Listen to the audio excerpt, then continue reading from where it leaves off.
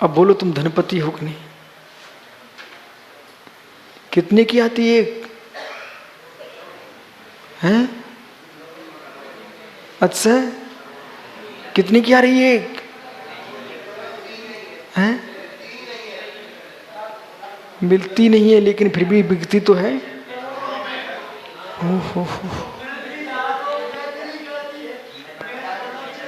अब सोचिए करोड़ों की, तुम्हें ऐसी कोई कीमत ही नहीं लग रही है, और जिसके बेचारे के दोनों फेल हो जाएं, वो तो निर्णय कर चुका, अब तो जीवन फेल है। हे मित्र, जब तुमको अपनी जो किडनी की इतनी कीमत है, ऐसे मित्र समझो तुम संगी हो, कितनी तुम्हारी कीमत है।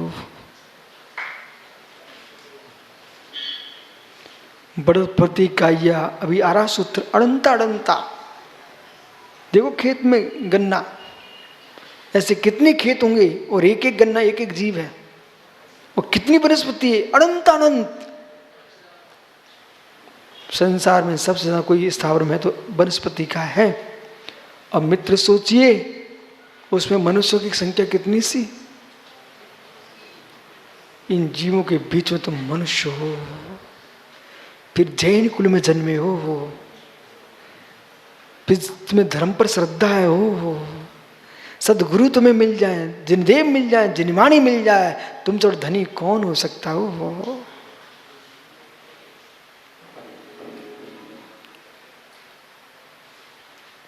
इसकी कीमत करो। संसार त्रिस्थावरा, और संसार जीव के दो भेद हैं, त्रस और स्थावर। जो एक इंद्रिय जीव है सब स्थावर हैं, दो इंद्रिय से लेकर 5 इंद्रिय तक के जीव त्रस हैं। त्रस नाम कर्म उदय से त्रस होते हैं, स्थावर नाम कर्म उदय से स्थावर होते हैं। पृथिव्यप्तेयो वायु वनस्पत्या स्थावरा,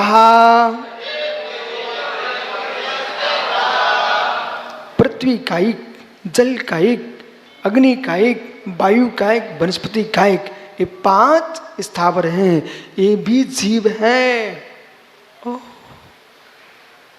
देखिए कितना जैन दर्शन में जीव विज्ञान चल रहा है इस समय। क्या चल रहा है? जीव विज्ञान, ये सब जीव हैं। वैज्ञानिक अभी कह पाए कि वनस्पति जीव है, जैन दर्शन अनादिकाल से कह रहा है कि वनस्पति जीव है, पृथ्वी भी जीव है, अग्नि भी जीव है, जल भी जीव है, वायु भी जीव है। धन्य दिगंबर मुनि, प्रणाम करो बेटा, प्रणाम करो, जो कभी पंखा नहीं चलाते हो, कूलर एसी में नहीं बैठते। धन्य ऐसे मुनियों को, धन्य हो कि आपके अंदर कितनी करुणा है, वायु काय की हत्या ना हो जाए। कभी मित्र अलाव तापते नहीं ठंडियों में, ओहो कोई हीटर लगा के नहीं बैठते हैं। धन्य मुनियों को, कितनी शीत पड़ रही हो, लोग ठिठुर रहे हैं, रजाइयों में कप कपा रहे हैं, ये बीच तरह के दिगंबर मुनि पृथ्वी पर पैदल विहार कर रहे हो। जिस ठंडी से वनस्पति झुलस रही हो, और दिगंबर मुनि उसी ठंडी में विहार कर रहे। एक जगह मालूम, हम लोग विहार कर रहे थे, अभी दिल्ली से इधर आ रहे थे, तो रास्ते में एक व्यक्ति अच्छे कोट मोट पहना, खूब अच्छे कपड़े पहने हैं। अब मालूम क्या कर रहा, ऐसे अपने कपड़ों को देख रहा। फिर हम महाराजों को देखने लग गया। वो सोचता हम पागल हैं कि ये पागल है। बोले क्या है सब। तब लगता है ऐसे ये नरसिंह नहीं है, ऐसी नरसिंह नहीं है। शेर भी ठंडी में गुफा में घुस जाता है, और निर्गंत गुरु चेतन गुफा में रहते हैं और बाहर घूमते हैं।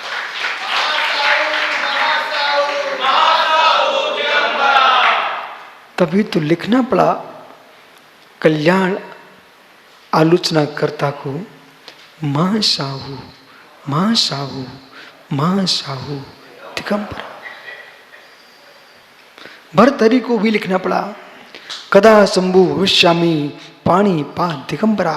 हे शंभु, वो दिन कब आए मैं पानी पात दिगंबर साधु हो जा।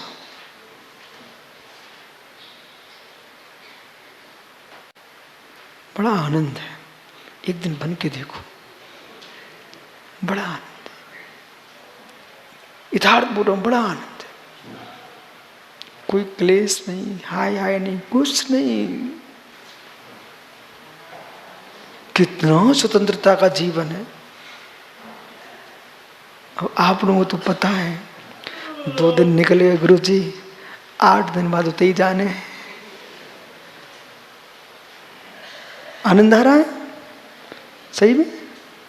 अब सोचिए, तुम्हारी दशा तो वो है कि एक सेठ जी के घर एक गरीब आया, मोटू भैया, ये मंडलेश्वर महेश्वर के सेठ बैठे हैं, भिखारी आया। सो भाई साहब बढ़िया मावे मिष्ठान का भोजन कर रहे थे, एक आधी चम्मच, ज्यादा नहीं, आधी चम्मच निकाल के इन्होंने उस भिखारी को दे दिया। और जैसे उसके दांत में दाढ़ में लगा, बोलते वो ऐसा स्वाद, बेटा तुम्हें तो आधी चम्मच मिला है, ये तो प्रतिदिन भरपेट खाते हैं, ऐसे शिवरार्थी हो, तुम्हें तो आधी चम्मच मिला है, ये मुनि भरपेट रोज खाते हैं। ओहो साधना का आनंद, प्रतिदिन खाते हैं। मालूम, हम तो महाराजों का सुख देख देख करके ही मेरा मन कर गया, तब उनको तो महाराज बनना है। कितना सुख, कोई टेंशन ही नहीं, यदि वैराग्य है तो। जो है सो है, यदि वैराग्य है तो। नहीं तो बेचारे सोचे सर्वाह सागर, बस 2 महीना बचे हैं, फिर रोड पे चल रहे हैं।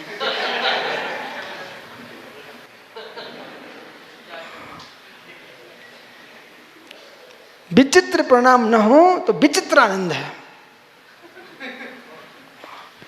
पृथ्वी, जल, अग्नि, वायु, वनस्पति, ये 5 स्थावर हैं। 2 इंद्रिय देश त्रसाहा, और 2 इंद्रिय आदि करके 5 इंद्रिय तक के जीव क्या है, ये त्रस हैं। 5 इंद्रियाणी, इंद्रियां 5 होती हैं। द्विविधानी, तो 2 प्रकार की हैं, द्रवेंद्रिय और भावेंद्रिय। स्पर्शन, रसना, घ्राण, चक्षु, श्रोत, ये 5 इंद्रियां हैं। इन 5 इंद्रियों को भी अब बहुत दिन हो गए, गाली देना बंद करो आप लोग। नहीं, बिल्कुल गाली नहीं देना, बैरागी बनो, गाली मत दो इंद्रियों को। बोले इंद्रियां पापी है, इंद्रियां दुष्ट है, ये इंद्रियां बस में नहीं है। तुम पागल हो क्या? भी बेचारी कुछ करती नहीं है, करती नहीं है। बालक मैसूर, ओ कर्नाटक, बेटा खड़ा हो जाना। तुम देखो कितने सुंदर लग रहे हो। कहाँ से आए हो? बेंगलोर से। बेंगलोर के ही हो हैं? अरे उतई को है, चंदेरी को है वो। अच्छा, कोई बात नहीं है। मुमुक्षु बेंगलोर। बेटा तुम तो ऐसे गांव के हो जिस गांव की 24 पूरे विश्व में प्रसिद्ध है। मालूम, हम लोग तो बुंदेलखंड जाए तो एक बार चंदेरी के दर्शन करके आते हैं। देख बेटा, तुम इतने सुंदर दिख रहे हो, यहां क्यों आ गए? विषय पकड़ना। इंद्रिया तेरे पास है, मन तेरे पास है बेटा। उधर देखो ना पीछे। अच्छा, दिख गए? ज्ञानी जी आंखें हैं, इनसे आप देखते हो कि आंखें दिखती हैं? बोलो, फिर से सुनिए। क्या नाम? अच्छत। बालक अच्छत, बेटा देख, ये आंखें आपकी देखती हैं देखो तुम पढ़े लिखे हो, आंखें आपकी देखती हैं कि आप आंखों से देखते हो? अच्छा, तुम एक दिन में एक क्षण पंडित बन गए। फिर से बोलना, आप आंखों से देखते, आंखें तो नहीं देखती। बिल्कुल सही है। कौन देखता है? आप देखते हो। तो मित्र, आंखें स्त्रियों को दिखाती हैं कि भगवान को दिखाती हैं? उसको बोल ले दो, पढ़ा लिखा है। तो बालक, इन सब बुजुर्गों से कहो, युवाओं से कहो, क्यों तुम आंखों गाली बकते हो? आंखें करता नहीं है, आंखें करण हैं। जिसे तुम देखना चाहते हैं वे दिखा देती हैं। इन आंखों को फोड़ मत देना कि कहीं तुमने गलत देख लिया, सूजा मत घुसेड़ देना। आंखें फोड़ने के लिए नहीं है, आंखें मोड़ने के लिए है। आंखें फोड़ के तुम ब्रह्मचारी बनना चाहते हो, पापी लोग हैं। आंखें फोड़ के ब्रह्मचारी मत बनो, आंखें मोड़ के ब्रह्मचारी बनो। अभी अच्छा ऐसा है कि ज्ञान प्राप्त करना अलग विषय है, वो ज्ञानी होना अलग विषय है। बहुत सारे लोग मालूम जगत को गाली नहीं देते, इंद्रियों को गाली देते रहते हैं। कोई मन को गाली देखता रहता है, बेचारे को मालूम ही नहीं है कर्ता का ज्ञान नहीं है। एक सिक्का है जिनेश्वर के हाथ में। भाई जिनेश्वर, जेब में देखो सिक्का है। अब बोलो, अच्छा तो सिक्का पाप का कारण कि पुण्य का? चलो कोई बात नहीं, मेरे हाथ में पेंसिल है, ये पाप लिखवाती कि पुण्य? ये गाली लिखवाती कि जिनवाणी? कोई ने गाली लिख दी, कहीं भेज दी, फिर पिटा, तो किसको दोष दे रहा है? ये पेंसिल ना होती तो मैं लिखता नहीं। अरे पागल, पेंसिल ने क्या किया? पेंसिल तो मेरे पास थी, मैंने तो सत्यार्थ लिख के रख दिया। पेंसिल में पाप था, अपनी बुद्धि को दोष क्यों नहीं देता है? इसलिए इंद्रियों को गाली मत दो, मन को गाली मत दो, अपने आप को संभालो। मन भी तटस्थ है, इंद्रियां भी तटस्थ हैं, इनको गाली मत दो, अपने परिणामों को संभालो।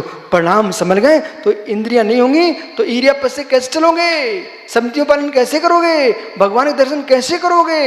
आंखें हैं होंगी तभी तो दर्शन कर पाओगे। इसलिए आंखों क्यों दोष देते हो? वो कानों ने गाली सुनी, अरे कानों ने गाली सुनी, तुमने मन लेके गए क्यों थे? जिनवाणी सुनते ना आप कानों से। कोई भी इंद्रिय पापी नहीं है, तुम्हारी परिणति ही पापी है। बोलो, परिणति पापी है। इंद्रियों ने तुमसे कभी नहीं कहा ऐसा खोटा काम करो। बेचारी इंद्रियां पराधीन है कि तुम जैसे पागल मिल गए तो उन्हें ऐसा काम करना पड़ता है। कुछ बोला नहीं आप लोग?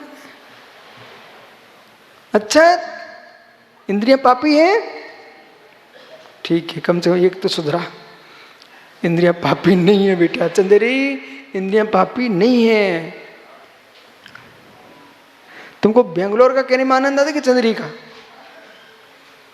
बेंगलोर का। तुम अपना परिचय देते हो तो चंदेरी का परिचय देने में आनंद आता कि बेंगलोर का? तो बेटा चंदेरी का नाम लिया करना, कह दिया कर कि बेंगलोर रहता हूं।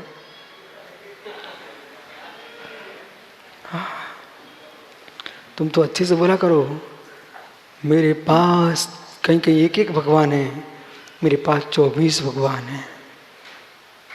ठीक है? निवृत्ति क्रिय द्रव्येन्द्रियम, जो निवृत्ति है, उपकरण है, उसका नाम द्रव्येन्द्रिय। अब थोड़ा देखिए, ये रचना निवृत्ति है नहीं, जैसे आंखों की रचना है। अब आज बहुत सारे शौकीनों को सुनना पड़ेगा, ये क्या है? रचना। तो ये द्रव्येन्द्रिय है। जो द्रव्येन्द्रिय जो रचना है ये व्यर्थ की नहीं है, उपकरण, उपकरण, ये उपकरण हैं, बाल हैं, भौं हैं, बरौनी है, रेटिना है, अंदर गोलक है, अंतरंग बहिरंग रचना है। अब बोट भैया आप सिखाओ सबको, बेचारे बच्चे बच्चियां कितना अनर्थ कर रहे हैं। ये आपने देखा गाड़ी पर उसके सामने एक लोहे का ढांचा लगा रहता, क्यों? अरे बम्पर नहीं, कोई भी गाड़ी होती ना उसके पीछे आगे अच्छे सरिया लगे होते हैं, अच्छा बढ़िया मस्त, वो पीछे आगे लगा रहता, क्या बोलते हैं आप हैं? वो क्यों लगाते हैं? अच्छा, इतनी चतुर कब से हो गए आप? मुमुक्षु ब्रजपुर, जैसे वो गाड़ी के देखने से ये शरीर नहीं बना, हमारे शरीर देख के गाड़ी बनी है। जैसे गाड़ी में इसे लगेगी कि टक्कर हो जाए तो गाड़ी ना मिटे, वे सरिया झेल लें, ऐसे ही हमारी आंखों में बाल बरौनी है, तूफान आ जाए तो मालूम आंखें बंद हो जाती हैं, ये भौं सिकुड़ जाती हैं, जितना कचड़ा है अंदर न जा पाए उसकी आंखों की रक्षा के लिए ये बहिर इंद्रियां हैं, निवृत्ति है। अब इतने शौकीन हो गए अच्छे जैसे बच्चे, बोले कहाँ जा रहे हो? समझ गया सब, कहाँ जा रहे हो? बोले ब्यूटी पार्लर। क्यों जा रहे हो? भौं कटवाने। अब पगला, क्या करने जा रहे हैं तुम? ये बाल निकलने जा रहे हैं। अरे इससे तुम्हारे लिए लाभ नहीं है, हानि है, महाहानि, महाहानि।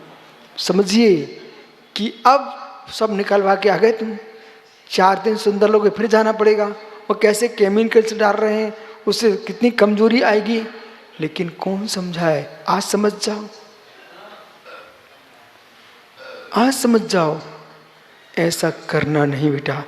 ये इसलिए निवृत्ति उपकरण, तो निवृत्ति उपकरण, निवृत्ति नहीं रचना, उपकरण नहीं जो इंद्रियों की रक्षा करे, उपकरण है। ये बाल माल है ना, कान में बाल हो जाते हैं, नाक में बाल हैं, कुछ लोग वही खींचते रहते हैं नाक के बाल, उन्हें पता ही नहीं है प्रकृति ने दिए क्यों, ये क्यों आए। तुम श्वास लेते ना, बालू कण अंदर चले जाए तो उससे रोकते हैं वे बाल, कि जिससे अंदर ना जा पाए। पूरी रचना व्यवस्थित है। अब सोचो, किसी ने सोचा था? जैन दर्शन क्या सोच के बता रहा है आपको?